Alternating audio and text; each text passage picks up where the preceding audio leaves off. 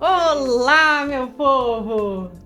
Tudo bem com vocês? Que satisfação encontrá-los de novo para mais um episódio do @bemcarla. Hoje, diretamente do Estúdio Way, esse estúdio maravilhoso que nos acolhe. E é claro, com uma convidada muito especial, porque além de ser muito inteligente, muito Caxias, né, ter uma vida de estudos, de muita dedicação, ainda estudou comigo, né, Brasil? Tem isso! Eu quero apresentar para vocês a Lucilanda Rodrigues.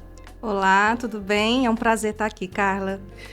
Hoje nós vamos falar sobre neuropsicopedagogia. É uma área que está em uma crescente, em uma evolução muito grande, visto aí a quantidade de casos, né, que nós estamos tendo hoje na sociedade, ou de se descobrindo, né, inclusive, a respeito das nossas crianças e até adultos, com alguns transtornos, né, alguns desvios de comportamento, enfim, como é que a neuropsicopedagogia pode nos auxiliar em tudo isso? Então, se você conhece alguma criança que tem alguma necessidade específica, se você conhece alguns pais também que passam por essa situação, ou se você é um pai, né, de criança atípica, não perca esse episódio, porque eu tenho certeza que vocês vão aprender muito com a Lucilanda hoje. Tá bom?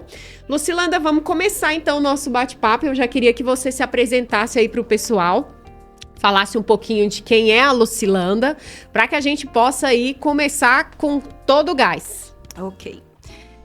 Não vou me estender muito no Lattes, mas resumidamente, sou pedagoga, especialista em neuropsicopedagogia, atuando em clínica e também professora de pós-graduação na área. Além disso, sou mãe atípica, de 2 neurodivergentes, um TEA com comorbidade em TDAH e outro TDAH. Maravilhosa! Então entende muito da causa, sim, inclusive porque vive isso, né? Eu comecei a entender e perceber características dos meninos e aí fui para neuropsicopedagogia. Eu também sou bibliotecária e achei que ia ficar nessa área, mas as demandas ali da maternidade me fizeram estudar mais para entender as necessidades dos meninos, porque eu não encontrava resposta na medicina, mesmo percebendo que tinha algo diferente. Então fui estudar e optei pela neuropsicopedagogia, me encontrei por completo e tenho ajudado outras famílias a também entender esse universo atípico. Que máximo! Conta pra gente, o que é a neuropsicopedagogia? Porque até então, para muitas pessoas, talvez não fique claro, né, esse nome, visto que é uma junção aí de várias áreas. Eu queria que você conceituasse pra gente, dissesse o que é de fato e que você também nos falasse qual é o papel do neuropsicopedagogo. Ok. A neuropsicopedagogia ela é uma ciência muito nova. Ela é a junção, assim, é uma ciência que perpassa por outras 3 ciências. Então, a neuropsicopedagogia, ela bebe ali da fonte da neurociência, mais especificamente voltada para a educação, sim, a psicologia cognitiva e a pedagogia. Então, essas são as bases da neuropsicopedagogia. Qual foi a necessidade, assim, maior que trouxe avançar mais em estudos e ter o surgimento dessa ciência? Até então, as dificuldades de aprendizagem, elas eram vistas só por questões assim, de doença, síndromes. Não se olhava tanto as questões, por exemplo, dos transtornos específicos da aprendizagem. Em 2008, lá no Sul, houve cientistas que começaram a estudar a importância da neurociência, ou seja, a questão do sistema nervoso central, a formação do cérebro e por que havia-se a necessidade de estimulação para aprendizado. A gente viu muita questão, por exemplo, Piaget falava muito da questão da vivência, de experimentar. Tem tudo a ver com a neurociência, principalmente voltada à educação. Então, é nesse sentido que a gente vem estudando mais a respeito. Porque o aprendizado ele não acontece só na cadeira. Só verificando ali o que o professor diz, vivendo, o corpo em movimento, através dos sentidos. Então, é isso que é importante de nós termos mais assim prioridade no processo de aprendizagem. A criança ter contato com o que deve ser ensinado, mas não só lendo ou ouvindo, mas sim vivenciando de outras formas, principalmente questões sensoriais que fazem todo sentido para a nossa formação. O nosso biológico precisa disso. Me conta um pouquinho sobre como os pais podem perceber que há necessidade de um acompanhamento mais próximo com o neuropsicopedagogo. A escola é um lugar que vai sinalizar muito isso. Então, quando o professor observa que a criança não está acompanhando a turma, é primordial que ele já indique a avaliação. E por que a avaliação neuropsicopedagógica? A avaliação neuropsicopedagógica, ela vai se atentar às dificuldades da aprendizagem, mas voltado para o desenvolvimento do sistema nervoso central. Eu sempre falo isso, mas é relacionado ali ao cérebro. Se não for uma questão de transtorno do neurodesenvolvimento, se for uma questão mais relacionada ali ao emocional, mais relacionado ao sujeito e o ambiente, aí, depois do processo avaliativo, você pode fazer os encaminhamentos, por exemplo, para o psicólogo, para o psicopedagogo, porque por mais que tenha o mesmo campo de atuação, a neuropsicopedagogia, ela é diferente da psicopedagogia. E o mercado tem tratado isso com indiferença. Não valorizando, de fato, que são áreas importantes, mas que são distintas. Tem colocado tudo no mesmo pacote. Tudo no mesmo pacote. E é prejudicial para quem? Para o indivíduo que está sendo ali avaliado ou precisando de estimulação cognitiva. Então, cabe aos pais observarem as notas, observarem a motivação para ir para a escola, observar o comportamento de quando chega da escola e não fazer aquele papel só de cobrar, mas de estar mais presente nesse processo, sabe? Hoje a gente tem muita cobrança e a gente tem muita informação disponível para esses indivíduos, seja adulto, seja criança. Então a gente tem que entender, acolher essas demandas. E o professor, ele tem um papel importantíssimo. Crucial. Ele vai entender dos marcos do desenvolvimento ali. Pelo menos é para entender. Nós sabemos que tem tipo de formação que não se preocupa nesse sentido, só quer passar o conteúdo. A educação teve uma mudança, infelizmente, uma mudança para pior. Na nossa época, a gente entendia a necessidade de observar isso, né? E tanto é que a gente, por mais que não tivesse ali contato com crianças neurodivergentes, né? Que na nossa época falhou muito essa formação. Sim. Mas a gente sabia lidar, porque a gente acolhia, a gente aprendeu a acolher e a entender e enxergar a criança como um indivíduo. E isso foi primordial no magistério. Deveria voltar, inclusive. Eu só concordo. E eu acredito que na educação infantil, talvez isso hoje esteja um pouco mais desenvolvido, porque a gente percebe a quantidade de registros de observação que os professores fazem diariamente das crianças, né? Seu desenvolvimento frente ali às atividades que são propostas e tudo mais. Isso tudo também ajuda o profissional a mapear tudo isso, a entender esse caminho que o aluno está percorrendo, se é aquilo mesmo, se não é. Agora, percebo muita falha no fundamental. Porque no fundamental começa-se essa preocupação com os conteúdos, né? Com essa grade curricular que temos, enfim. E aí a gente esquece dessa parte mais personalizada, que é de perceber aquele indivíduo como único, né? E aí a gente começa já a fazer esses processos avaliativos, onde a gente quer avaliar todos de uma mesma forma, não levando em considerações essas especificidades de cada um. E eu acredito que é onde a gente perceba que esses transtornos e tudo mais eclodem, e muitas vezes o professor não está sabendo ali lidar, ou não tem tempo até, né? Sim. Devido a tantas demandas também, de observar, de estudar sobre aquilo, de entender um pouco sobre aquilo, porque a nossa formação, de qualquer forma, foi falha nesse sentido. Então, a gente tem aí professores que não tiveram formação específica para, né? Mas que precisam, diante da necessidade, também manter essa dinâmica de autoformação, né? Então, os conteúdos hoje, né, e tudo mais, a gente tem na palma da nossa mão.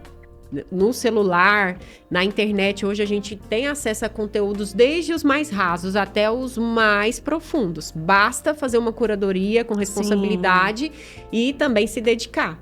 Mas muitas vezes não é o que a gente percebe, assim.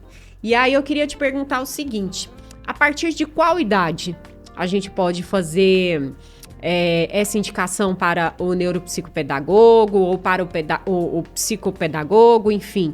Por quê? Porque eu acho que a gente tem as duas vertentes. A gente tem aqueles pais hiper preocupados, Sim. que ficam baseando o desenvolvimento da criança deles de acordo com o que eles acham que é o correto, com o que os familiares foram, enfim.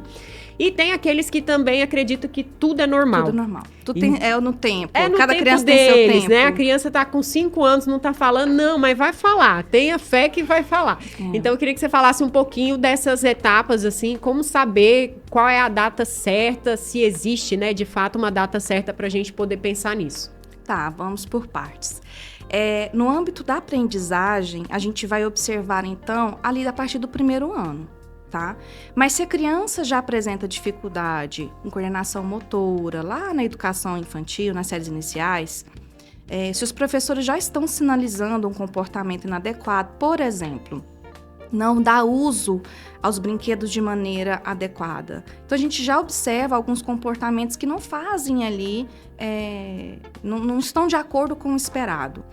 Então, a gente já precisa indicar para o encaminhamento. Qual que seria o melhor encaminhamento? Aí, já entra uma questão do análise do comportamento. Então, já é diferente.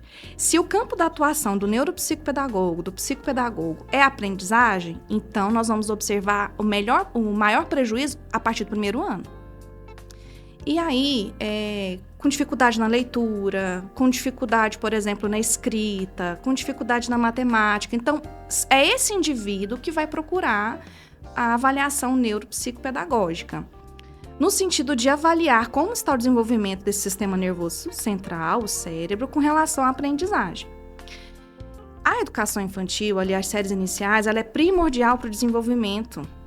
E assim, acredito que está mudando muito esse olhar e percebendo a importância do CEMEI, a importância ali dos professores se especializarem nessa primeira infância, em saber que a criança precisa experienciar muita coisa, vivenciar, ter contato, né, através do tato ali, do som e tudo.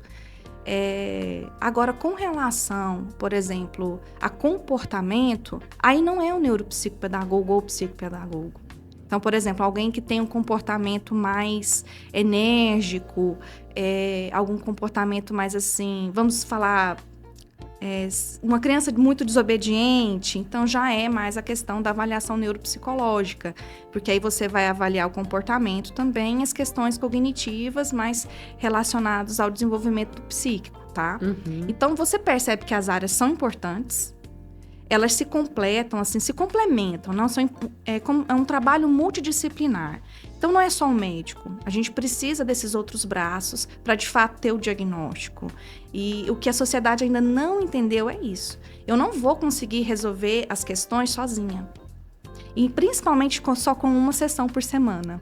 Não é assim. Então, se a criança, vamos supor, é diagnosticada com dislexia, ela passou pelo processo avaliativo, foi observado essa questão do transtorno específico de aprendizagem, com prejuízos na leitura e escrita, que agora é a nomenclatura correta, a gente não fala dislexia. Eu vou trabalhar com ela essas demandas na formação do sistema nervoso. Então, eu tenho que estimular essas cognições. Isso só uma vez por semana não é possível. Então, pensa, uma criança lá de 8 anos, ela já teve o prejuízo, ela nasceu assim, não é uma doença, não é uma dificuldade, não vai passar. O transtorno, ele acompanha o desenvolvimento desse indivíduo. E muitas vezes não fica só no atendimento do neuropsicopedagogo, muitas vezes é o neuropsicopedagogo, o psicopedagogo, o neuropsicólogo, o TO, o AT na escola, então vai depender das especificidades de cada indivíduo. De cada criança, né? Me fala uma coisa, Lucilanda, em relação a essas crianças, né? Quando elas procuram esse atendimento, que os pais procuram esse atendimento, como funciona esse atendimento? Eu queria que você falasse um pouquinho sobre e também sobre a responsabilidade dos pais. Há um acompanhamento com esses pais também, porque é uma realidade nova, né? Quando eu conversei com um professor um tempo atrás, ele vinha sempre me dizendo isso. Falava, Carla, os pais, eles nunca esperam que o filho deles saia da conduta da normalidade, né? Então, sempre quando eles percebem que tem alguma coisa diferente com seu filho, eles passam por um processo de luto, né? E tudo mais. E depois eles precisam desse acompanhamento para poder acompanhar, de certa forma, com mais harmonia, né? Sim. Queria que você falasse um pouquinho sobre isso, até porque você é uma mãe atípica, então você tem muita propriedade para dizer sobre tudo isso. Eu ia falar isso, sabe? Mesmo sendo especialista e estudar muito, eu gosto muito dessa área. Eu passei pelo processo do luto. E uma questão assim que me pegou, porque eu já sabia. E eu fiz o processo avaliativo com outra pessoa, fiz com uma neuropsicóloga, porque como eles já receberam o diagnóstico tardiamente, e a mãe não podia, né? Não tem neutralidade para falar sobre o caso, né? Porque Não a gente pode. acaba sendo tendenciosa. Eu não posso fazer avaliação para... Dos seus próprios filhos. Não posso, nem parentes. Não é legal, tá? Nós não temos um conselho, mas nós temos as notas técnicas, nós temos uma associação que direciona nesse nosso trabalho. Certo. E aí eu passei por esse processo do luto sozinha, porque quando uma mãe tá com essa questão, com essa dúvida, e o médico não acredita, ela é a louca. Você tá vendo coisa onde não tem. Onde não tem. Essa é a frase que mais é dita em consultório médico, infelizmente. Então, por exemplo, ele não é autista, ele olha nos olhos. Infelizmente, também é outra frase. E isso não existe mais. A gente percebe que a ciência evoluiu muito. E os autistas nível de suporte 1, por exemplo, eles estão aí e ninguém está percebendo. Então, esse processo de luto, ele é muito individual. Mesmo o casal entendendo a situação, um vai se adaptar melhor do que o outro. E é importante entender que não necessariamente um tem que apoiar o outro. Eles têm que se organizarem, então procurar ajuda mesmo com um psicólogo e especialista para depois ajudarem esse indivíduo que está no processo avaliativo, né, essa criança. E a escola também tem um papel importante para acolher. Eu vou te dar um exemplo meu, para não falar de outra pessoa. Eu com laudo, então já sei, né? Eu já encaro a mãe guerreira e vamos, tô com laudo na mão agora. Tô com laudo na mão, vamos tenho organizar. conhecimento, Vamos organizar aqui agora as demandas. Vou na escola, falei, olha, trouxe aqui, já saiu o diagnóstico. Cara, o que eu ouvi foi, não temos apoio, nesse tom de voz. Aí respira para não dar margem ali à barraqueira. Mas por dentro querendo... Olha, minha senhora, eu não vim procurar apoio, eu vim informar que, no caso, meu filho vai ter algumas questões, alguns comportamentos diferentes e que, de acordo com as normas da escola, pode ser mal visto, eu só quero informar. E tem sido uma luta. Então, para esses pais, é muito difícil, sabe? É muito difícil esse processo. Então, além de viver a parte do luto, que todo pai idealizou. Sim.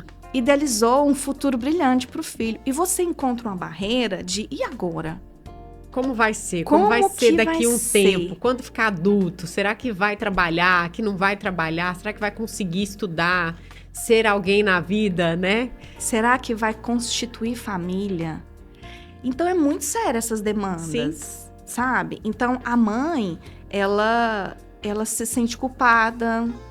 Ela, meu Deus, como que eu consigo... Por que foi comigo? Porque eu, né? O que eu fiz? Aí tem uma história de que, é a mãe, se veio da mãe. E não existe isso mais. Quero deixar bem claro que não existe isso mais. Olha, gente, tá vendo? Aqui também é pra gente poder tirar e cair por terra esses mitos Sim. que vão depositando na gente aí no decorrer dos anos. Então, não é verdade. Não tem essa parcela de culpa. Não. E não tem um motivo. É uma questão genética. Genética. Então, assim, não necessariamente hereditária, tá? É uma questão genética, ou seja, está na família e não necessariamente só de uma parte. Pode ser ali que na junção... Na junção dos dois. Sim. Então, o que é importante observar? Há outros relatos de comportamentos diferentes na família, de um, do outro. Uhum. No meu caso, os meus meninos são os primeiros diagnosticados especificamente ali da minha família. Então, eu já orientei, falei, gente, observem, porque o que eu achei mais, assim, peculiar é que na parte da família do meu pai, tem um caso, Uhum. e é a mesma geração. Na parte da família do meu esposo, também teve o caso, mesma geração. Na parte da família materna minha, também tem um caso, mesma geração. Olha. Então, o diagnóstico, até então, na minha realidade familiar, eu observei, com esse já olhar de quem estuda, que está na mesma geração. Ah, mas como eu já também ouvi em consultório médico, eu suspeitando de um caso, essa criança tem algum familiar de primeiro grau autista? É outro mito. Não é um critério. Não está no DSM-5-TR, pelo amor de Deus. Essa daqui é a base, sabe? É a Bíblia. Do médico, do neuropsicopedagogo, do neuropsicólogo. É aqui que tem os estudos referentes às características, os sintomas. É aqui que a gente vai ter base para observar se as hipóteses que eu tenho levantado ali no processo avaliativo condizem com o que tem se estudado. Porque, voltando àquela questão, Carla, que eu acho que eu deixei de responder, porque a gente vai conversando, no processo avaliativo, neuropsicopedagógico, não é o que eu acho. Não é o que eu penso do comportamento daquela criança. Tem que ter embasamento científico. Por isso é muita leitura, sabe? Eu tenho um laboratório em casa também, mas eu sou mais especialista dos meus filhos. Porque eu acompanho esse desenvolvimento desde ali da gestação. Não significa que todo autista de nível de suporte, 1, 2, que é o caso do meu mais velho, vai ser igual. Não. Porque também tem as questões das comorbidades. Então é necessário muito estudo. É de suma importância, eu vou aproveitar o espaço também para alertar, vocês podem pedir a formação desse profissional que vai acompanhar seu filho. Vocês podem falar, você tem um Lattes? Sabe, o profissional sério, ele tem ali, ele está se atualizando com relação aos estudos, aos artigos, porque a gente está falando de uma vida que está com questões ali, com prejuízos em diversas áreas e que precisa de ter um profissional sério. Então, nesse processo avaliativo, nós temos norte, através da SBNPP, do que é avaliar. Então, por exemplo, neuropsicopedagogo e psicopedagogo não aplica VISC-4. Isso cabe ao psicólogo. Então, nós temos protocolos, testes restritos a psicólogos. Então, é do psicólogo. Não devemos aplicar. A avaliação neuropsicopedagógica, ela tem um protocolo que começa com a anamnese, uma conversa com os pais. Depois nós fazemos a sessão lúdica com a criança para criar aquele vínculo. Inclusive, na anamnese eu oriento os pais que se não houver o vínculo, eu não continuo, porque eu acho um absurdo eu forçar essa criança a gostar de mim ou criar essa conexão. Se não houver, não tem como dar prosseguimento à avaliação. Aí o pai tá gastando dinheiro, jogando dinheiro fora e não é Já justo. teve algum que não deu certo? Não, ainda bem que não. Porque Lucilanda tem o melzinho, Lucilanda Tem, sabe. eu sempre tive. Nós do magistério, né? Hoje nós vamos falar só do magistério, Só do que nós estamos aqui magistério. saudosas, lembrando do nosso tempo de verdade. magistério, bons tempos aqueles. Mas eu acredito muito nisso, assim. E é bom quando você fala a verdade, Sim. né? Quando você já coloca essas questões, porque é normal, às vezes não dá aquele match ali e já não é fácil para a criança, e aí você vai tornar o processo ainda mais doloroso, né? Para a criança, para o familiar. Então é importante, muito bom isso que você trouxe sobre esse respeito mesmo, né? A gente tem visto algumas questões em clínicas muito desagradáveis. E aí é importante observar isso, sabe? As crianças neurodivergentes, principalmente, elas são muito sensíveis a algumas questões que devem ser mais estudadas. Eu não vou adentrar tanto a isso, mas elas se sentem incomodadas com algumas pessoas. Então, por exemplo, pode ser o perfume, pode ser o cheiro mesmo dessa pessoa. Pode incomodar e ele não suportar. Então, são questões que as pessoas... de voz, né? Sim. São questões que as pessoas não se atentam. Então, se lá na anamnese eu já vou perguntar para os pais... Na minha anamnese mesmo também eu pergunto sobre as questões de brinquedos, de preferência, já para colocar esses objetos ali na sessão lúdica, que a gente faz a caixa lúdica, para justamente já gerar essa conexão. Então, tem estratégias para a gente fazer um bom trabalho. E não pensar só no financeiro, sabe? É importante, sim, mas é ter isso como missão. É isso que vai transformar, sabe? Não pensar simplesmente nos boletos que estão chegando, mas ter isso como uma oportunidade de fazer parte na transformação de vidas. É assim que eu penso e é assim que que eu tenho realmente alcançado frutos que eu nunca imaginei. Então, depois desse processo ali, dessa conexão na sessão lúdica, vem algumas partes que podem mudar. Então, se eu vou avaliar uma criança autista que já vem com um laudo, eu tenho que tomar cuidado. Às vezes, ela não vai responder de acordo com o teste lá, com a tabela normativa. Eu tenho que ter essa sensibilidade também. Uhum. Então, a gente avalia a questão da linguagem, a gente avalia a questão das habilidades acadêmicas, observa ali as questões motoras, atenção, função, memória de aprendizagem, função executiva. Justamente observando se essa criança tem algum transtorno do neurodesenvolvimento ou não.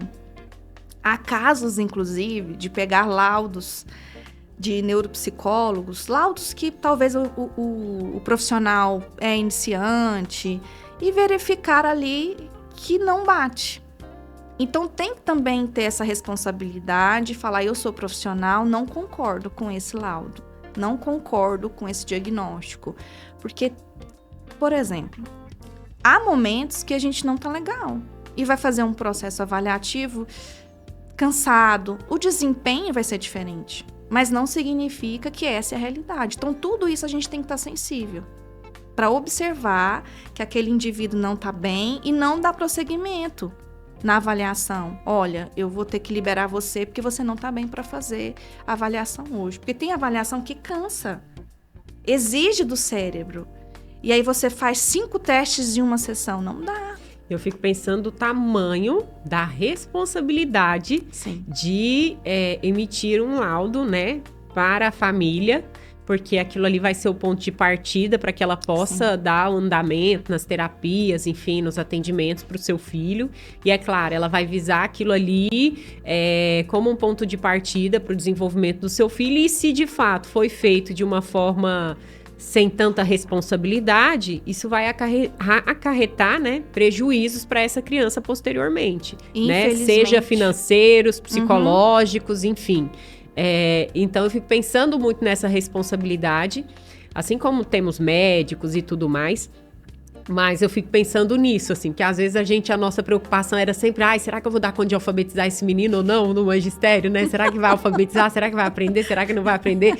E aí hoje a gente vai para esse outro rol que é de fato facilitar esse movimento das aprendizagens, né?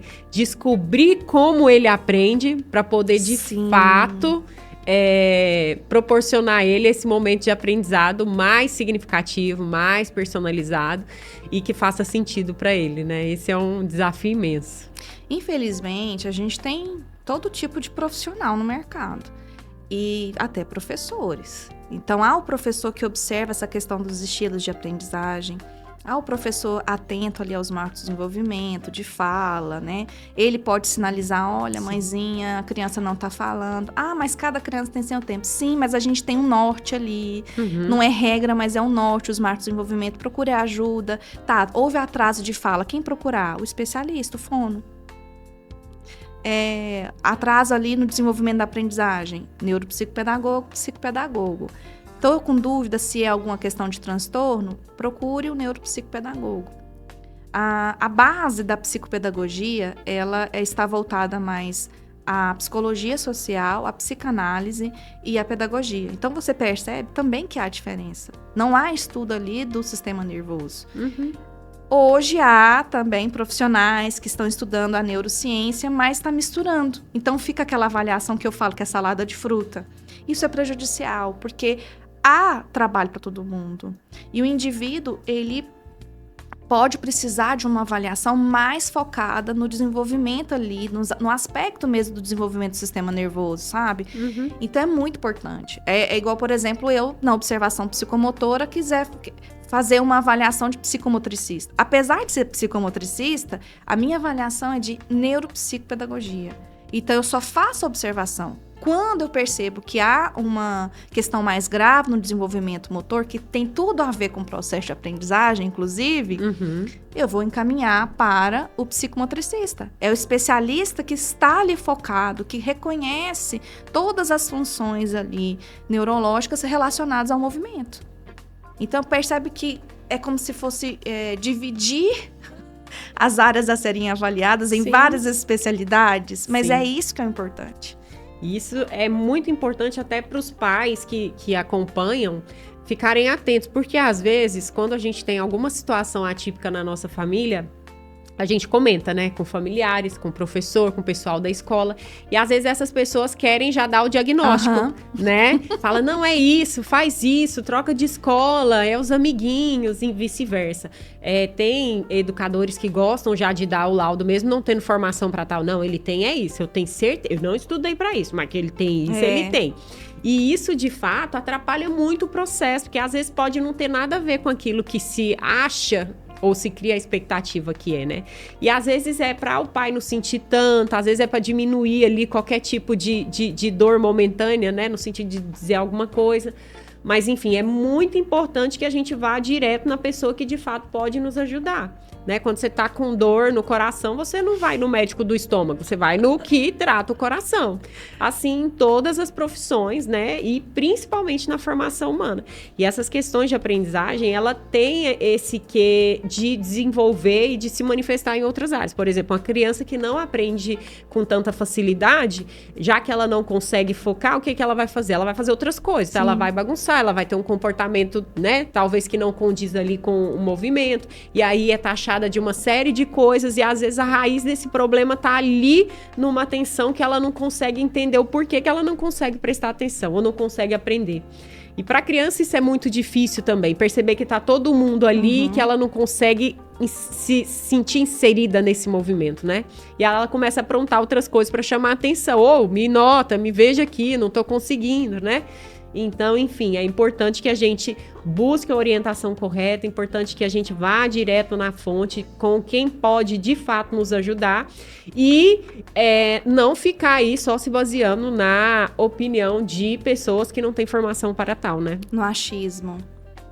Ou no conhecimento raso, não é assim. Na avaliação, a gente consegue observar quando tem realmente o transtorno ou não. Quando a dificuldade de aprendizagem está relacionada ao método, o método não está adequado àquele indivíduo. Nós temos situações de crianças que são rotuladas como incapazes e que, na verdade, a hipótese levantada é dupla excepcionalidade, por exemplo. O que é isso? Seria um TDAH com altas habilidades ou superdotação. Então, é um outro âmbito, sabe? Então, a gente encontra, por exemplo, crianças com transtorno com deficiência ali intelectual, eu esqueci agora, me falhou a memória aqui o nome, que mudou também. Todos eles mudaram por que eles a nomenclatura. Mudam tanto, Jesus? Quando a gente começa a ter pouco mais de tranquilidade para falar, aí eles mudam. O Asperger, ou Asperger, tanto, né, é por conta que ele fez experimentos com esses indivíduos na época do nazismo, então quis se trocar. Foi necessário.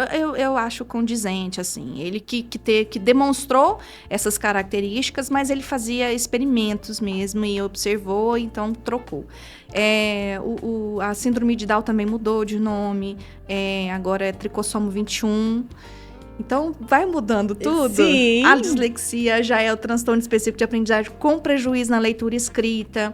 A descalculia já é também o transtorno específico de aprendizagem com prejuízo e sempre nomes grandes, né? Para facilitar a nossa vida, enrolar a língua, transtorno do espectro autista e por aí vai. E aí tem os níveis de suporte. Então, independente do nível de suporte, independente do transtorno, é muito importante ter empatia. Acolher essa demanda e acolher essa família. Por que eu falo tanto assim da questão escolar?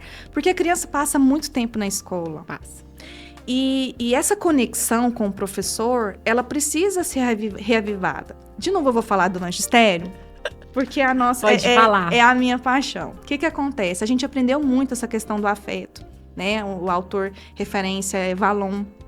E a gente realmente queria essa conexão por afeto.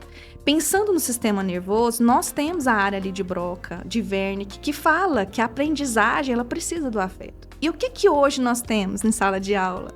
O professor que só quer passar o conteúdo e não quer essa conexão. Não sou tia, sou professora. Não sou irmã da sua mãe. Isso. E aí há uma barreira, porque dependendo da idade, precisa dessa conexão. Precisa daquele olhar de ele é meu mestre. E a gente está perdendo isso. Aí você olha no âmbito, por exemplo, de quem tem o desenvolvimento cognitivo mais imaturo. Então, ele pode ter 15 anos, mas ele está necessitando dessa afetividade. O autista também tem essa sensibilidade ali. Ele se conecta a uma pessoa, é aquela pessoa. O TDAH também tem essa sensibilidade. Ele precisa da atenção, ele precisa do toque, do carinho. Então, são coisas que não é para qualquer um. Não, acho que foi no episódio passado, vou contar um episódio que eu assisti aqui na SBT, que é o Esquadrão da Moda. E o Esquadrão da Moda teve uma participante que era autista. Não vi. E aí eu achei muito interessante porque ela foi cortar o cabelo, ela foi se maquiar. E aí existia toda aquela rigidez, né? Assim, ela não demonstrava muita emoção, se estava gostando ou não, sempre séria. Ela optou não pelo batom.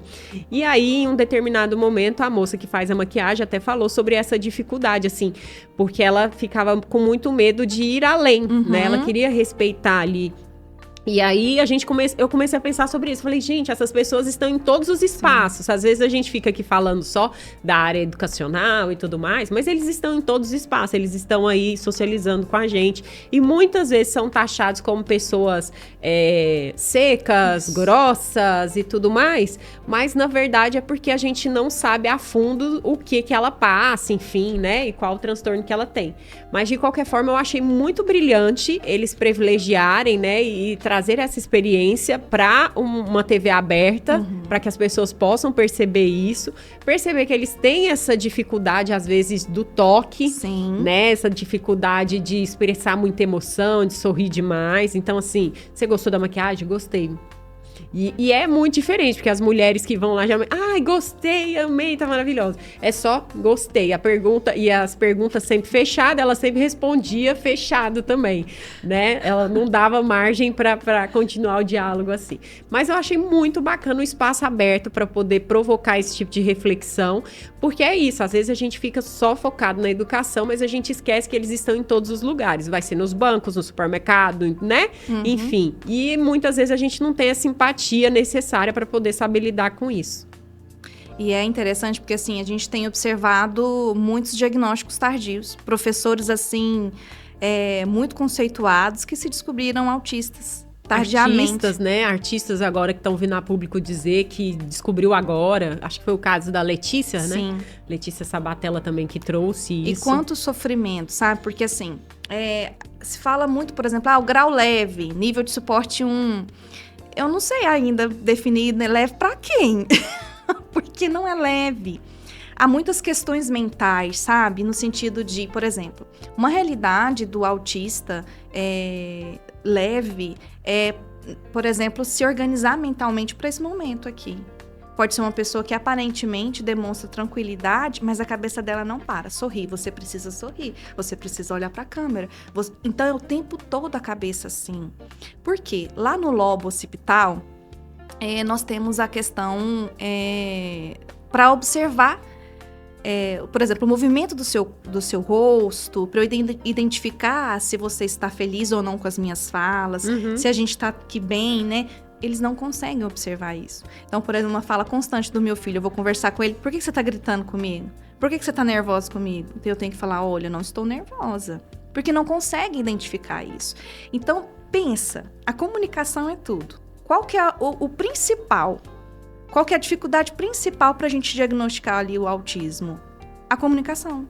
É falha na comunicação. Não significa que é falta ali dos músculos ou alguma questão da apraxia de fala. Não é isso. É a comunicação. Talvez ele não conseguisse pronunciar ali com a voz, mas é não conseguir ter conversas, se organizar. Não consegue manter um diálogo. O que eu tenho que falar agora? Eu respondo. É a minha vez de falar. É o tempo todo assim. O nível de suporte 2, 3 já é algo porque a desregulação emocional é maior. Então, essa ansiedade, esse desconforto em o que eu vou falar, o que eu não vou falar, provoca alguma crise. Então, percebe que cada caso é um caso? Sim. É muito singular. Então, não é um CID que vai definir, sabe? Mas o diagnóstico, ele é importante para a qualidade de vida. Porque o indivíduo vai se entender diferente e tudo bem. Eu sou diferente agora, eu entendi porque que a regra tem que ser assim. Por que que eu sou tão a favor da regra, ao limite? Porque se falar, olha, não pode tirar esse copo, ela fica com sede e não tira o copo do lugar. E ela não tira o copo do lugar. Então é muito importante os neurotípicos, que a gente fala assim, entenderem que não é frescura. Entenderem que sim, há necessidades que devem ser olhadas de outra forma. E nós temos ainda uma grande parte dos neurodivergentes que não querem usar o colar. Não querem ser identificados como, né? O meu filho não quer ser identificado. Porque ele fala, eu não sou... ele fala retardado. Porque ele ainda tem um conceito dessa sociedade capacitista, de que ele seria incapaz. Ele ainda está nessa construção. E na adolescência complica muito.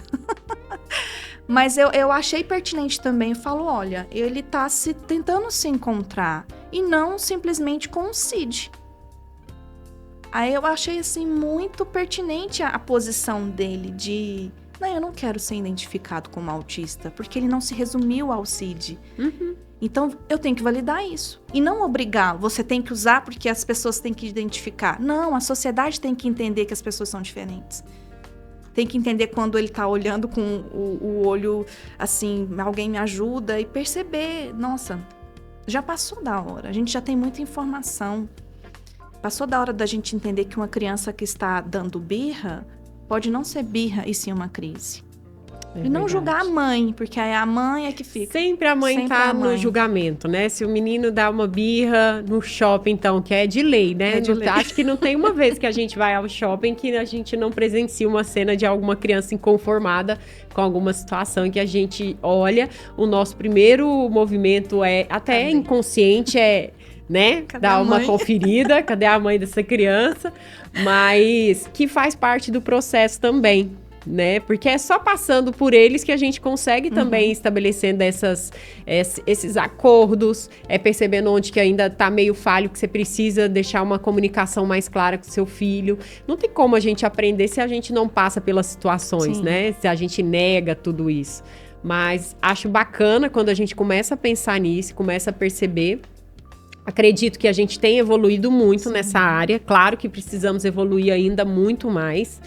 Tanto é que a gente percebe, como a gente já falou aqui, esses diagnósticos tardios, né? Porque até então as pessoas não prestavam atenção, era tudo tratada muito como mimimi, como no meu tempo, na minha época, o chinelo resolvia, a vara do meu pai, não é?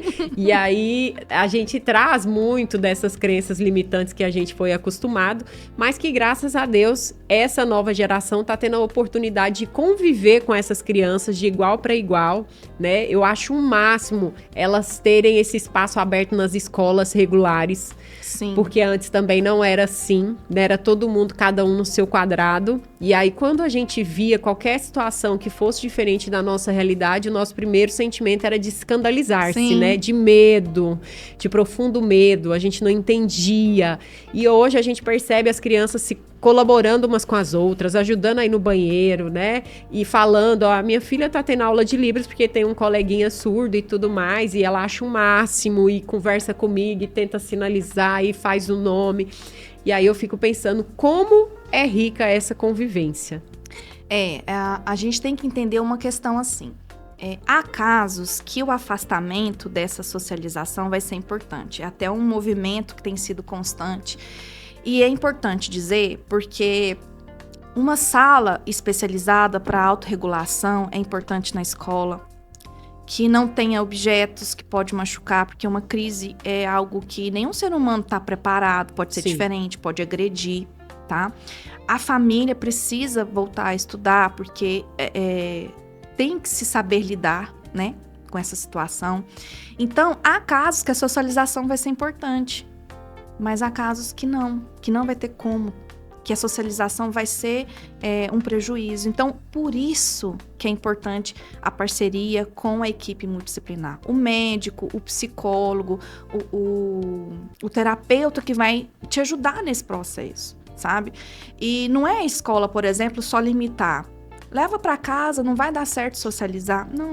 Não é isso. A escola, ela tá ali para acolher e para ensinar da melhor maneira possível. Se ela não está conseguindo, ela falar, preciso de ajuda. Então, uma coisa muito importante também, por exemplo, é o atendimento especializado ali na escola. Sim, a sala de recursos, A né? sala de recursos. Quem está ali nessa sala de recursos é um especialista? Porque passou da hora de entender que são especialistas que devem estar nesse lugar. Cuidador não vai auxiliar. Sabe? Há crianças que precisam, sim, desse manejo de ir ao banheiro e tal, que é o cuidador. Mas o AT na escola, ele tem que estar... a escola tem que receber esse AT, esse acompanhante terapêutico. Tem se barrado muito e na perspectiva, assim, de querem me vigiar, a instituição de ensino. Não é isso. A gente precisa de várias mãos nesse processo. Juntar forças, né? Unir as forças. Então, muito me preocupa quando nessa sala de recursos simplesmente seja o horário que a professora vai ter um fôlego sem esse aluno dentro de sala de aula. Muito me preocupa quando não há um programa, quando não há ali o PEI, não há um desenvolvimento, uma conversa entre esse acompanhamento especializado e o neuropsicopedagogo, ou o psicopedagogo, ou o neuropsicólogo que está acompanhando. Entende? Então, por exemplo, os meus pacientes, eu converso com os pais. Pode conversar com a instituição, eles podem me procurar, que a gente tem ali conversas para ajustar. Você vai à escola? Eu vou, assim, vou te contar o que acontece. Não é toda escola que quer receber a gente. Ah. Tem muito problema com relação a isso. Então, o que eu fiz? Eu faço uma reunião online. Porque aí eles se sentem menos acuados. Jura? Eles acham que a gente vai fiscalizar a instituição. Ah, não. Eu lembro porque já fiz parte dos dois movimentos. Já tive alunos assim e às vezes recebi os recados da psicóloga. Ah, mas é por conta disso, é por conta daquilo. Tem que agir daquela forma. E às vezes gerava um pouco de revolta e falava, gente, ela precisava vir aqui pra ver a coisa acontecer no calor da emoção. Porque uma coisa é o que te contam. Outra coisa é a realidade, entende? Outra coisa é aquele universo escolar acontecendo ali e a criança ali reinando também. Então, assim, uma coisa é uma coisa, outra coisa é outra coisa. E aí eu sentia muita falta disso, desse tete a tete. Mas, gente, por que ela não vem aqui passar uma tarde, visualizar tudo? Porque eu tenho certeza que seria rico para ambas as partes.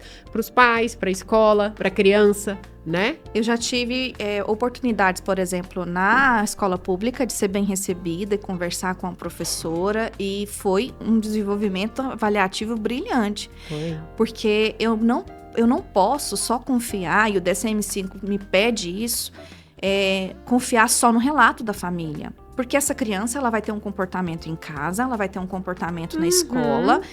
Se ela faz um acompanhamento com psicólogo, eu preciso conversar com esse psicólogo. Você entende que a gente vai construindo um quebra-cabeça nesse processo avaliativo? Então, esse contato mais próximo, ele é de suma importância para o processo avaliativo. Então, essa conversa online que eu faço, principalmente com as coordenadoras, eu falo coordenadoras porque a maioria são mulheres. São mulheres. Até para quebrar esse gelo e falar assim, olha, eu estou aqui para auxiliar. O que você precisar, eu estou disponível. E aí nós temos preenchimento de escala para verificar a visão dos professores. Eu tive um caso de uma coordenadora que não aceitou que os professores preenchessem a escala. E eu vou preencher. Não vale para mim, porque eu preciso da visão do professor de cada disciplina. O meu paciente, ele pode ter um comportamento diferente em cada uma das disciplinas. E isso vai me proporcionar uma visão de que aonde ele está melhor adaptado, com que tipo de comportamento de professor, qual que é o professor que ele gosta mais, as notas estão melhores com o professor que ele gosta mais. Então, você percebe que o neuropsicopedagogo, ele é o investigador não só do sujeito. Sim. Então, para essa avaliação ela ser bem construída, precisa sim da parceria. E a gente descobre quando a família tá mentindo. Você sabe que já aconteceu isso comigo uma vez? A gente fala assim porque somos da área da educação, então tudo aquilo que a gente fala nós já vivemos, Sim. né? A gente fala com propriedade, não de quem ouviu falar, mas de quem de fato viveu isso lá na escola. Eu lembro que era a turma de educação infantil, eu trabalhava à tarde e os profissionais trabalhavam de manhã. E essa criança, ela tinha esse quê de mais agressivo, assim, às vezes muito... as coisas tinham que ser do jeito que ela queria. Quando, né, não sabia dirigir as ordens para ele ficava nervoso e tudo mais. E aí, assim, de manhã, a vida da professora era uma tribulação com essa criança. E à tarde comigo ele era tranquilo. E aí um dia aconteceu um fato que ele bateu no rosto da professora, alguma coisa, e eu fui chamada na coordenação. Falei, Carla, eu quero que você me explique o que está acontecendo. Porque na ficha que a gente fazia, né, tanto matutino quanto vespertino, essa criança à tarde comigo era uma criança e matutino era outra criança. Ela falava que ele era agressivo, que batia, que isso, que aquilo. E à tarde eu, não, maravilhoso, colaborou, não sei o que. Ela, não, como é que eu faço? Como é que eu vou entender isso aqui? Porque uma, né, causa o terror, toca o terror. E o outro, eu falei... E ela, não, eu preciso que você me explique. Eu falei, gente, é a primeira vez que eu tô sendo chamada atenção porque a criança tá correspondendo comigo. Mas era muito isso, a forma de lidar. Como eu já sabia como ele reagia, então eu evitava o máximo pontos de tensão para que ele pudesse sentir essa raiva, né, ou explodir, enfim. Então eu sabia lidar, eu percebi exatamente quando ia funcionar ou não, eu já trocava atividade, eu já chamava ele para poder ficar perto de mim, eu já dava uma responsabilidade para ele. Então hoje fulano de tal vai recolher para mim, porque hoje ele é meu ajudante, nanana, e dava outro contexto para o que ele, diferente, falar, fulano, vai pegar os brinquedos que você esparramou e não sei o que. Você tá entendendo que a forma de lidar? E aí eu lembro que a mãe dele acabou ficando assim, intrigada com essa situação, porque ele falava muito bem de mim, do turno que ficava à tarde, que ele era feliz e de manhã ele não era feliz. E eu lembro que houve esse mal-estar. E é justamente isso que você tá falando, né? Os professores, embora estejam na mesma instituição, desempenhando o mesmo trabalho, né, seguindo as mesmas normas ali, vai acontecer de uns terem mais empatias por um e não ter por outros, assim como nós temos as nossas predileções pessoais também com os nossos professores. E tudo bem. Né? E tá tudo bem. Mas eu achava o máximo isso, e assim, ela, não, eu tenho que vir pra cá pra poder ver como é que você faz pra intervir e tudo. E eu falava, é isso, tem criança que você sendo um pouco mais enérgico com ele, falando as regras funcionam, outras você precisa pôr ele pra desenhar as regras, o outro você vai precisar contar uma história, entende?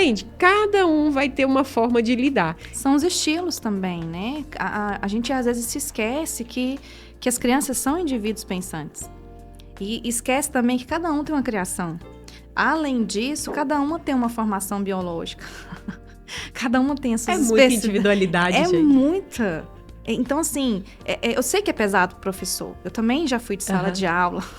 Também já fui ali do chão. Você escuta muito isso, que eles falam, ela fala isso, mas ela não tá aqui no dia a dia. Gente, eu já transitei em tanta área, agora eu tô na parte ali da pós-graduação também, e eu percebo, gente, cadê a base da educação aqui? Então, eu tenho que saber lidar. E algo muito importante é essa entrevista com a família, ali na matrícula, seja escola particular ou escola pública, é quase que uma anamnese. E esses detalhes, sabe, a importância desse documento é primordial para o professor. Ele ter acesso à pasta desse aluno, ele ter uma reunião com olha, chegou, o diagnóstico realmente foi laudado, está diagnosticado assim, cadê a reunião relacionada a isso? Vamos chamar a pessoa que fez essa avaliação para nos dizer como melhor tratar essa questão. Não tem essa conversa. Então, e eu vou te falar outra questão.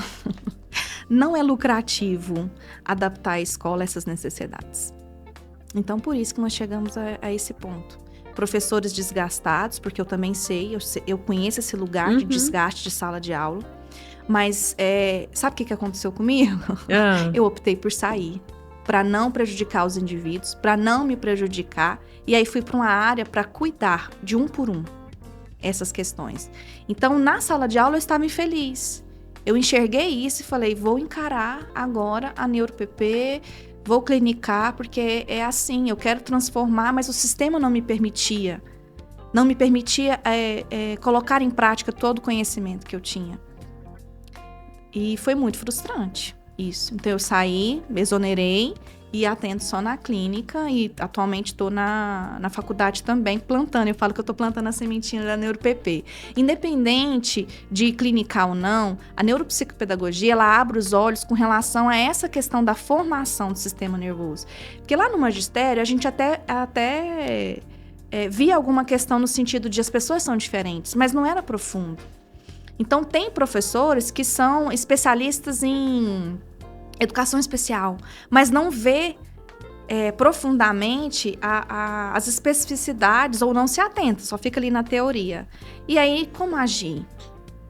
Então, é pertinente aceitar a ajuda. É pertinente se colocar no lugar de que eu não sei tudo. E eu tenho visto muitos casos de que, não, aqui não entra esse conhecimento. Então, eu convido a todo mundo a fazer neuropsicopedagogia. Olha, como a gente foi sortuda, né, Lucilanda? Porque nós éramos praticamente crianças ali ainda, né? Eu lembro que a minha primeira turma de educação infantil, eu tinha apenas 16 anos. Eu iniciei com 14. E aí, o que acontece? Eu lembro que aquele espaço escolar, sempre que me perguntam, eu falo que eu sou apaixonada pela escola, sempre fui. E acho que sempre serei, assim, porque a escola é um lugar que me encanta. As pessoas, mas você não teve, porque todo mundo tem um trauminha, um negócio. Pra mim, eu não vejo os traumas, eu vejo a parte boa, assim. Eu sempre pude desenvolver todo o meu potencial e eu tenho uma gratidão imensa, porque se estamos hoje aqui, é devido a tudo aquilo que recebemos, seja em escola pública, seja em escola particular, mas aquelas conexões hoje nos tornaram quem somos hoje. Sim. E o que acontece? Nós tivemos esses conhecimentos muito jovens. Então, quando a gente foi fazer ali, aí ainda aliamos a parte prática à teoria. Quando chegamos na faculdade, era um outro olhar, né? É uma facilidade tremenda de enxergar alguns processos que para muita gente era complicado ver aquilo e para nós era algo muito normal, muito natural. Eu falo que o magistério, ele deveria voltar sim, porque o olhar do magistério, ele é muito mais humano do que a graduação, sabe? Eu senti muito isso, é muito diferente o magistério para pedagogia. Tanto é que nós tínhamos estagiárias lá e a gente que acabou ensinando elas. Não é? No período, elas iam ensinar a gente lá algumas práticas, a gente, professora. Não, e tem práticas, tem coisas que a gente aprendeu lá que eu utilizava até então, vou dizer até hoje, porque tem algumas práticas que eu uso inclusive com adultos. Quando você trouxe essa questão de ter empatia, né, essa ludicidade, eu acredito que não fique ali só no ensino fundamental, não. Todo mundo gosta de uma aula interessante, todo mundo gosta de movimentos inesperados que você não está esperando e de repente aparece algo e você fica, hã? É isso mesmo, professora? Você está me propondo isso? Então, assim, eu adoro provocar esse efeito uau nos alunos. Aí eles falam, ai, professora, vai ter prova e não sei o quê. E no dia da prova, eu falei, hoje vocês vão fazer a questão da prova. Como assim? Como assim eu vou fazer? Eu falei, pode pesquisar. Faça a melhor pergunta que vocês conseguirem com a melhor resposta. Pode pesquisar, fica à vontade. Aí a gente acaba dando um nó ali, né? Porque você vai contra a lógica, contra esse sistema todo do qual a gente foi ensinado. E a gente consegue provocar muito mais aprendizado quando a gente age dessa forma, né? Então, assim, a minha vida é pensar esses movimentos diferenciados para todo e qualquer momento, que eu acho que faz a diferença não só na educação, mas em todo lugar. Se você tem uma loja, faça uma experiência diferente com seus clientes, né? Se você tem um supermercado, se você atua aí na área da advocacia, se você é médico, as pessoas têm que ir lá e têm que encontrar uma experiência, né? A gente já tá cansado de ficar replicando mais do mesmo, mesmo sabendo que não vai dar certo, né? Principalmente no campo educacional, mesmo sabendo que aquelas práticas não vão levar a lugar nenhum, a gente fica reproduzindo. Então tá na hora de dar um basta aí e começar a pensar diferente. Eu concordo com você e assim, o que eu agreguei muito do magistério foi a questão do lúdico. Então eu sempre quero levar algum exemplo palpável, tangível eu ali. Vendo, ela traz os livros. Gente, ela era muito CDF, Lucilanda, vocês não têm noção. Eu também sou bibliotecária, então sempre vou estar com indicação de livro. E turismóloga, que eu lembro. E turismóloga. Eu não ia até falar do turismo, mas pra você ter uma ideia, tanto que a educação está em mim, eu tentei fugir durante muito tempo. O meu TCC foi sobre a inserção do turismólogo na educação, justamente na questão da vivência. Porque, por exemplo, é o tanto que é mais prazeroso uma viagem Minas, para a gente ter aquele sítio ali arqueológico, histórico, tão vivo, para aprender algum conteúdo de história. Então, para mim, faz muito mais sentido você visitar. Então, por exemplo, os meus meninos, o meu mais velho estava aprendendo sobre o Pedro Ludovico, eu fui lá visitar, mostrar para ele. Ele nunca esqueceu. Então, isso é muito importante. Isso faz uma conexão ali com o conteúdo e traz também a memória episódica e aquilo fica fixo. sabe? É uma maneira diferente de fixar o conteúdo. E os professores, eles estão preocupados com cópia, em formar copistas. E tem indivíduos que não vão ser copistas. Tem indivíduos que querem saber o porquê, são questionadores. E isso que é prazeroso, sabe? Então, a gente vivia fazendo isso. Eu vivia levando também a questão lúdica para inventar, né? Teve até a gente estava comentando da gravidez na adolescência. Aquele projeto foi ótimo. Eu não esqueço. Nunca esqueci aquele momento. Então, foi muita pesquisa, foi muita... E tinha, até, olha só, desde aquela época eu tinha essa preocupação com a vivência, né? Então, a gente fez o túnel e tinha ali as experiências. Sensitiva ali, sensitiva. Sentia na pele. Foi até matéria de jornal. Fomos estrelas ali, ó. Ali a gente já foi estrela naquele primeiro trabalho ali. Mas pra gente perceber que, assim, passamos durante a nossa trajetória escolar por inúmeros projetos. Sim. Mas aquele nos marcou.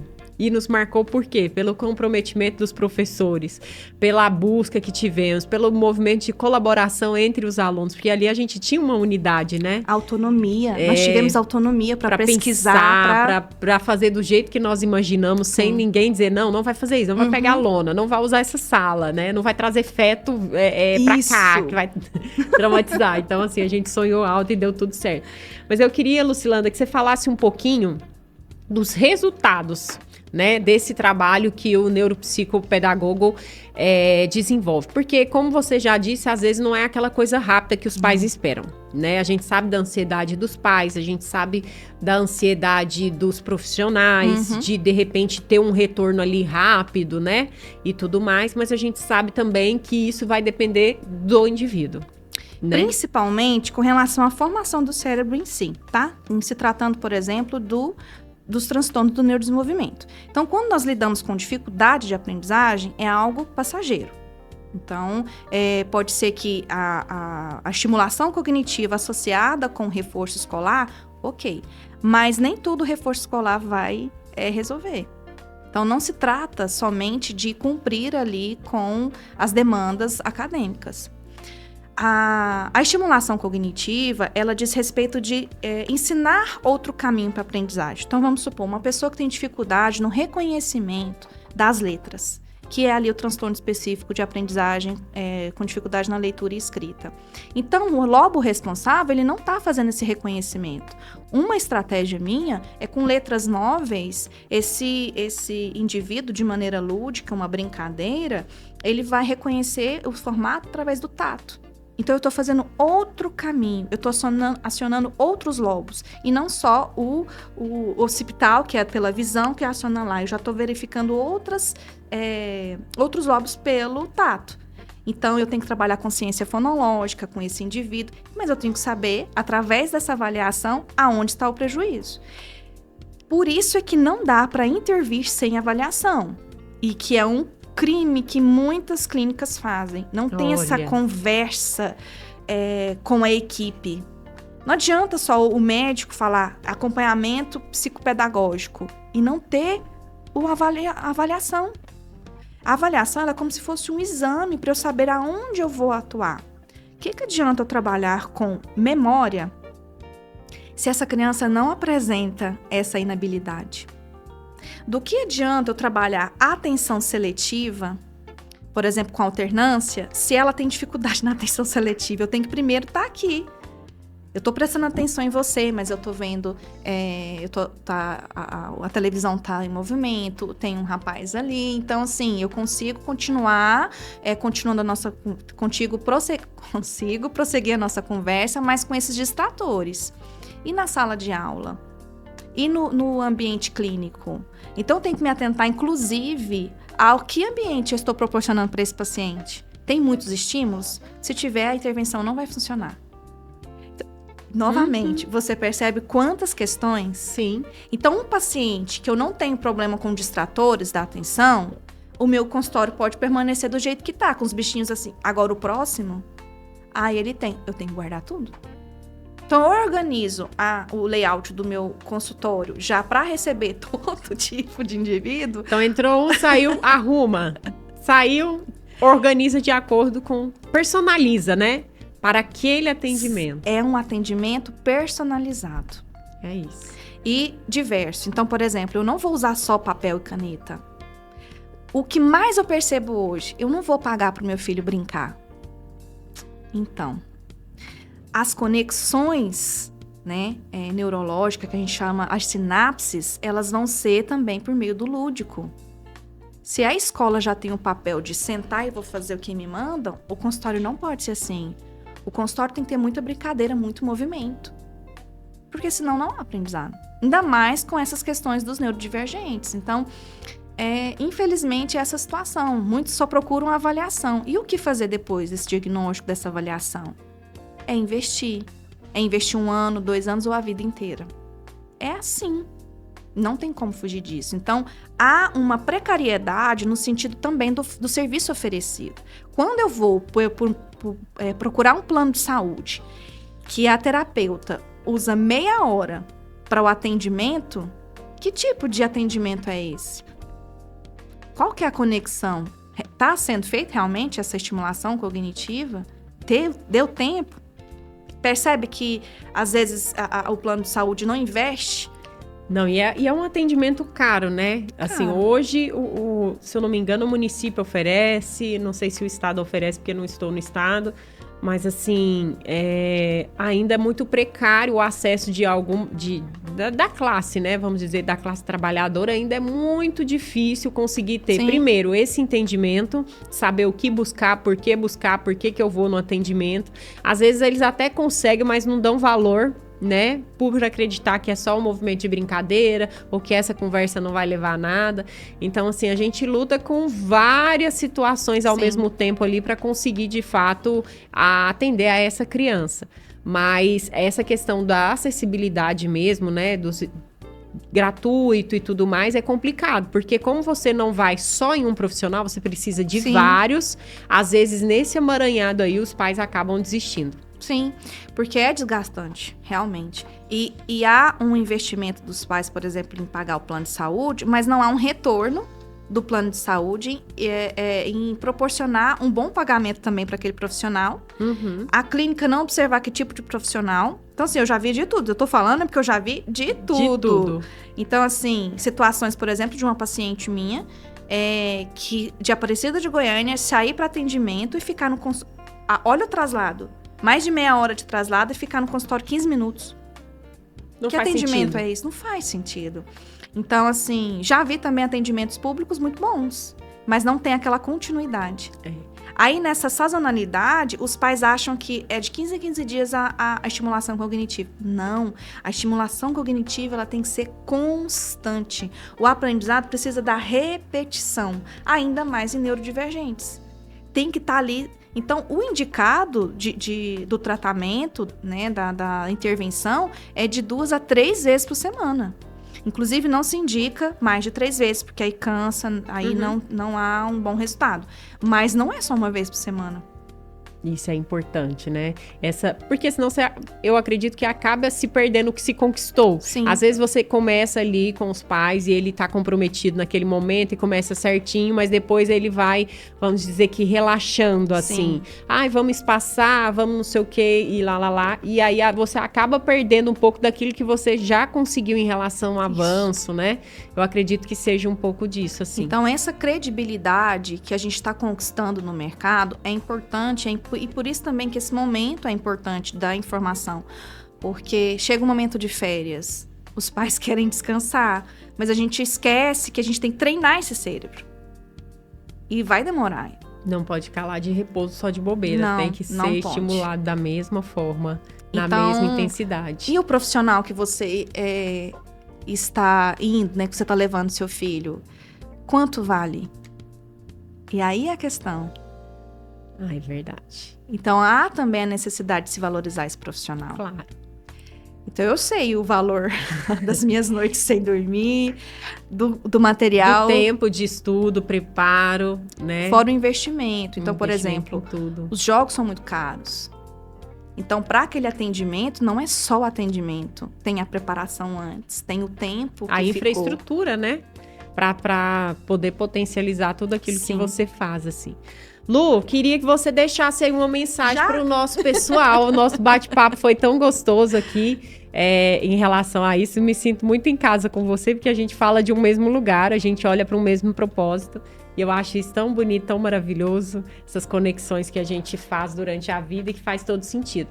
Mas eu queria que você deixasse seu @, que você falasse onde você atende, porque de repente tem pessoas aí que vão ouvir, vão ficar interessados em te procurar, em tirar dúvidas. Então, faça o seu marketing, deixa tudo aí pro pessoal saber direitinho onde que te localiza. O @ é Lucilanda Lima NeuroPP. Lá também tem o link na bio para contato pelo WhatsApp. Eu atendo no setor sul, não vou falar o nome da clínica para não ter alguns problemas. Mas me procurem lá no @, eu tiro também as dúvidas. O meu canal, assim, essa questão da ferramenta das redes sociais, eu tenho levado também informação à medida do possível, porque a rotina não é fácil. Criar conteúdo não é fácil não, meu povo. Criar conteúdo com tanto relatório, e eu quero fazer indicação, eu trouxe os livros, eu preciso indicar. Indique. Então, por exemplo, para os pais, os professores, é muito importante essa leitura. A gente tem também a questão do cérebro singular, que vai falar sobre o autismo da Maia. Esse daqui é primordial para vocês entenderem as dificuldades de aprendizagem. A Carla já tá de olho aqui. Eu já vou falar, vai sortear, vai jogar pra plateia. Esses aqui são meus. Eu falei, não, eu vou levar. E só são alguns. Eu passo essas indicações para os pais. Eu tenho pais que estudam, que voltaram a estudar para entender os filhos e que tem gerado muita transformação nos filhos. A neurociência e os transtornos de aprendizagem. Então, é muito importante a gente entender esse cérebro, sabe?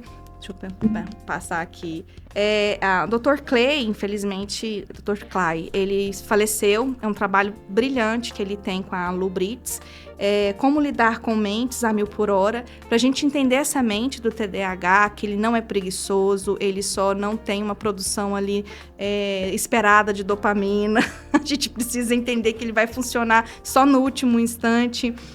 Também da Luciana e do Dr. Clay Britz, As Mentes Únicas. E a neurociência e a educação, que fala muito a respeito ali do desenvolvimento do sistema nervoso e a aprendizagem. Então, pais, professores, busquem, não estou fazendo merchan, não estou ganhando nada a falar desses livros aqui, mas são... É um conteúdo muito importante para a gente entender as necessidades específicas desses indivíduos. Maravilhosa. Queria te agradecer muito a sua presença, a sua disponibilidade de vir mais uma vez falar sobre esse assunto. Você que já é uma parceira das lives @bencarla, já nos encontramos lá muitas vezes e é sempre uma satisfação receber você. Fico muito orgulhosa da sua trajetória, dessa transformação social que você promove. Afinal de contas, eu acredito que a vida da gente só tem sentido se a gente puder também transformar outras vidas que estão ao nosso redor, né? Qual o sentido da existência de passar pela Terra e só existir e não viver? Não deixar marcas, né? Isso. Então, eu gosto muito de ver a vida nessa ótica e eu percebo que você faz isso muito bem, né? Quando a gente para pensar a quantidade de vidas que já passaram por nós e que de alguma forma a gente conseguiu transformar e modificar, para mim não há dinheiro que pague neste mundo, né? Eu acredito que você tem esse mesmo sentimento também. Para continuar, eu encaro isso como missão mesmo. Antes de me ver como mãe atípica. Então, foi até uma força de conseguir lidar com as situações e conseguir auxiliar. Eu tenho essa visão de auxiliar quem está precisando. Muitas vezes não recebendo adequadamente. Por enquanto, mas é nesse sentido, porque eu tenho certeza que esse movimento, essa paixão que eu mostro no meu trabalho e em ver também a transformação que eu vejo nos meus pacientes, a alegria, o sorriso novamente, a entender que eles são pessoas que podem produzir, que são capazes, isso me motiva a continuar. Na verdade, você devolve a dignidade ali, né? A vontade de viver, a esperança de que ele vai poder ser o que ele quiser ser, independente de qualquer tipo de transtorno, enfim, todo mundo pode. Isso. Né? E muitas vezes a gente tem que levantar essa bandeira, por mais óbvia que ela pareça, o óbvio sempre tem que ser dito. E a gente está aí dizendo isso ano após ano, em todos os momentos que a gente tem a possibilidade de se posicionar nas redes, Sim. em participar de movimentos, a gente está sempre levando isso, porque a gente acredita nisso e eu acho isso maravilhoso. Assim, para mim é um presente ter tido essas conexões que me propiciaram pensar exatamente dessa forma. Assim. Acho que eu não cumpriria o meu propósito se não fosse isso. Então, te agradeço demais. Foi uma delícia fazer esse episódio, gente. Passa super rápido. Eu falei que ela ia amar, porque estar aqui é sempre muito bom. Queria mais uma vez agradecer ao estúdio, o Way, né? Os meninos que são maravilhosos. Então, vocês que desejam fazer um podcast como esse, vocês que desejam gravar aí o curso de vocês e outros trabalhos artísticos também, não perca tempo, viu, gente? Aqui é o lugar, o melhor lugar. E quero também deixar o meu abraço a todo mundo que tem participado, ouvido, né, no YouTube, no Spotify, que tem aí deixado as suas impressões sobre os nossos episódios, comentado. Eu fico feliz demais, de alguma forma, estar alcançando, né, as pessoas que precisam, que gostam do conteúdo, as pessoas que ajudam compartilhando, curtindo, né? Muita gente fala, mas eu vou curtir, não sei o quê. Só a minha curtida não faz falta? Faz falta, sim. Porque potencializa muito mais o conteúdo. Então, conteúdo que é bom, que é bacana, que traz ali um mindset novo para as pessoas e pode ser uma virada de chave na vida de alguém, a gente não pode guardar só com a gente. Porque o conhecimento só tem graça se a gente compartilhar. Isso. Nada adianta a gente saber de tudo se a gente não faz o principal, que é compartilhar. Então, agradeço imensamente o carinho de vocês que nos acompanham por aqui. Um grande abraço e até o nosso próximo episódio, né, Brasil?